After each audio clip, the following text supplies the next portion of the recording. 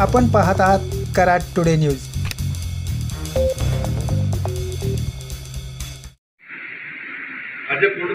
मोदी की गॅरंटी हा शब्द प्रयोग वापरला। आतापर्यंतच्या एकाही निवडणुकीमध्ये कुठलीही व्यक्तीने माझी गॅरंटी मी एक करतो असं कोणी म्हटलं। विधानसभा लोकसभा म्हणतो की मी निवडणुकीचे एका पण राष्ट्रीय निवडणुकीला जो प्रमुख नेता असतो तो मी करेन असं कधी म्हणत नाही। नेहरू की गॅरंटी, इंदिरा जी की गॅरंटी, राजीव गांधी की गॅरंटी, अटल बिहारी वाजपेयी की गॅरंटी, चंद्रशेखर की गॅरंटी कधी ऐकलं जाणून बुजून मोदी की गॅरंटी भाजपची नाही। त्यामुळं उद्या सुद्धा चुकून काही आघाडी करून जर भाजपने सरकार स्थापन केलं दुसरा कोणतरी प्रधानमंत्री झाला तर नाही, मी झालो तरच। हा व्यक्तीच तो महत्वाचा प्रकार आहे ही व्यक्तिगत हुकुमशाहीकडे जाणारी वाटचाल या प्रत्येक त्यांच्या ऍक्शन मानसिकता दिसते। कोविड सर्टिफिकेटवर मोदींचा फोटो, खताच्या पोतावर मोदींचा फोटो, पेट्रोल पंपवर मोदींचा फोटो, त्याला इतकी असुरक्षित का वाटते? लोकांच्या पुढे आपला फोटो केला तर लोक आपल्याला विसरतील। त्यामुळं ही असुरक्षितता नाहीये। तर पुढं मागं एकच नेता।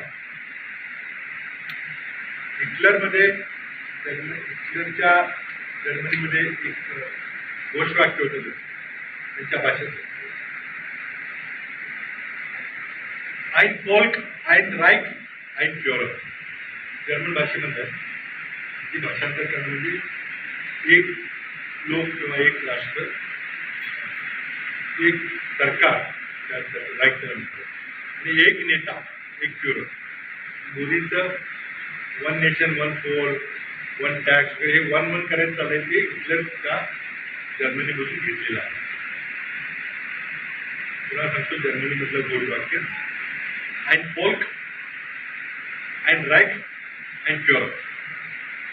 हेच मोदींचं चाललंय। पण आता हे यशस्वी होणार नाही की लोकांना कळलंय मोदी की गॅरंटी होईल आणि म्हणून ही लढाई 5 मुद्द्यावर आम्ही लढली।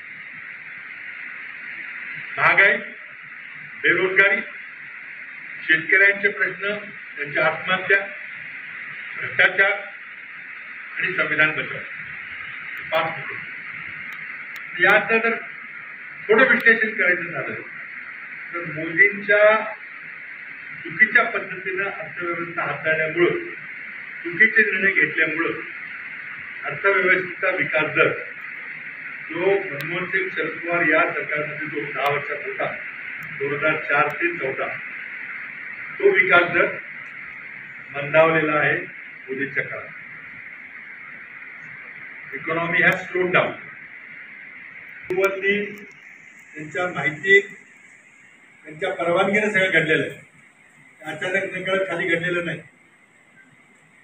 या जिल्ह्याला राजाश्रय मोदींचा होता, म्हणूनच गुजरातमधलं बीजेपी सरकार, आसाममधलं बीजेपी सरकार, गोव्यातलं बीजेपी सरकार या सगळ्या फुटीरपणाच्या भेटीला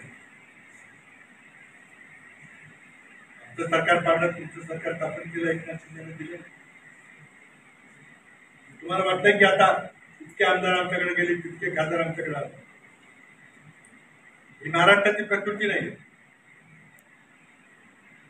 फितुरी, गद्दारी, विश्वासघात, पाठीत सुराख खुपसणं महाराष्ट्राचा जलनामा। म्हणून जरी आमदार खासदार गेले असले तर त्या आमदार खासदारांना निवडून देणारे मतदार तुमच्यावर गेले हा तुमचा जर भ्रम असेल तर तो निवडणुकीमध्ये म्हणून या सगळ्या गद्दार आमदार खासदारांना महाराष्ट्राची जनता पाडल्याशिवाय नाही। उद्धव ठाकरे असतील, शरद पवार असतील, त्यांना प्रचंड मोठी सहानुभूती आहे। काँग्रेसलाही फोडण्याचा प्रयत्न केला, 1-2 माणसं ईडी सीबीआयमध्ये अडकली होती, त्यांना काही पद पाहिजे होतं, काही 2-3 माणसं गेली, आमचा पक्ष फुटलेला नाही। या निवडणुकीमध्ये साताऱ्याची निवडणूक तर आम्ही प्रचंड बहुमताने जिंकणार आहे। एकंदरीत महाराष्ट्रामध्ये आतापर्यंत झालेलं मतदान, उद्या 7 तारखेला होणारं मतदान, 13-20 ला होणारं मतदान धक्कादायक निकाल तुमच्या करता असतील आणि विरोधकांच्या करता असतील. महाविकास आघाडीचा प्रचंड मोठा विजय होतोय, कारण मोदी विरोधी एक लाट आहे, ती लाट आता उघड व्हायला गेली आहे. म्हणूनच मोदी पावसाळ्यासारखे करत आहेत. आता कोणी 400 पार बोलत नाही, 370 पार बोलत नाही. 370 बोलल्यामुळे उलट आले, काही खासदार बोलले त्यांनी संविधान बदललं नाही. त्यामुळं संविधान वाचवण्याकरता सगळी बहुजन समाज असेल, ओबीसी असतील, आंबेडकरी जनता असेल, आदिवासी असतील, सगळे या संविधानाचा